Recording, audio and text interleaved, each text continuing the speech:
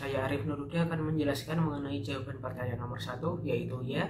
Pihak si cepat melakukan pelanggaran yaitu berupa pemutusan hubungan kerja secara sepihak dan melakukan pemaksaan kepada karyawan untuk melakukan penandatanganan surat pengunduran diri.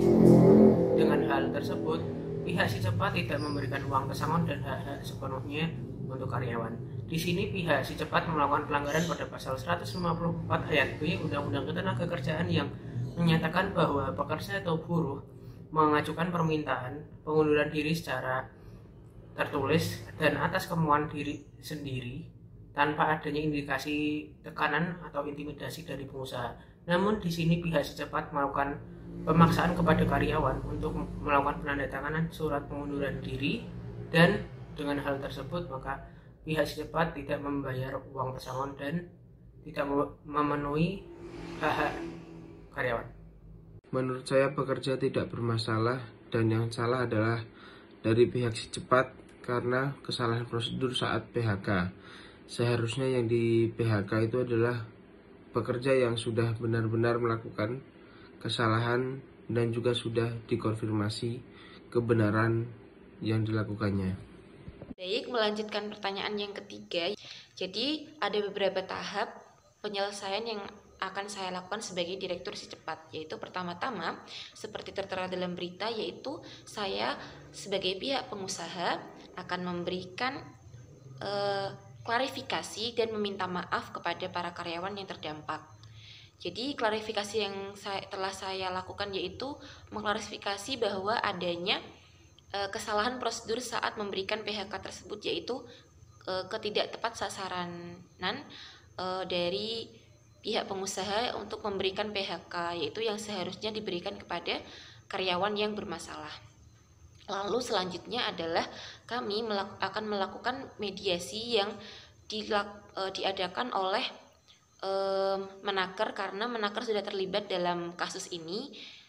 Kami akan melakukan mediasi dengan para karyawan terdampak sehingga mendapatkan solusi dan kesepakatan yang adil bagi kedua belah pihak.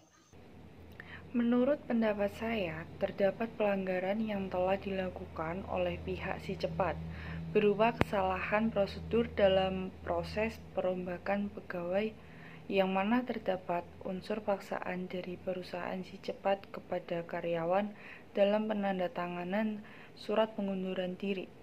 Jadi upaya awal yang dilakukan adalah dengan melakukan perundingan bipartit terlebih dahulu antara perusahaan dengan karyawan dan serikat pekerja atau buruh. Kemudian jika dalam perundingan bipartit tidak berhasil mendapatkan kesepakatan, maka karyawan akan melaporkan perusahaan si cepat kepada Dinas Ketenagakerjaan pemerintah kabupaten atau kota, pemerintah provinsi, dan pemerintah pusat daerah setempat. Tetapi jika tidak menemukan jalan tengahnya, maka yang akan saya lakukan berikutnya adalah dengan membawa gugatan ke Pengadilan Hubungan Industrial atau PHI.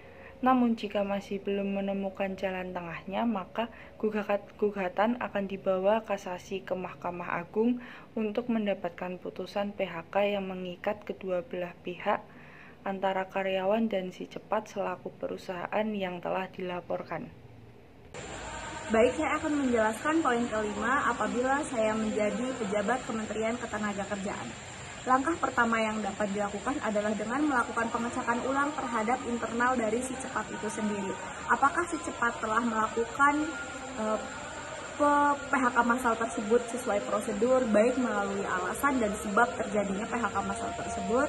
Lalu hal ini juga dapat dilakukan dengan memanggil dan melakukan wawancara terhadap para petinggi dari si cepat itu sendiri. Hal lain yang dapat dilakukan juga dapat dengan mengaudit dari kantor si cepat itu sendiri, apakah si cepat sudah melakukan semuanya sesuai dengan ketentuan undang-undang, dan apabila terdapat kesalahan maka jalur hukum dapat dilalui untuk menyelesaikan masalah ini. Terima kasih.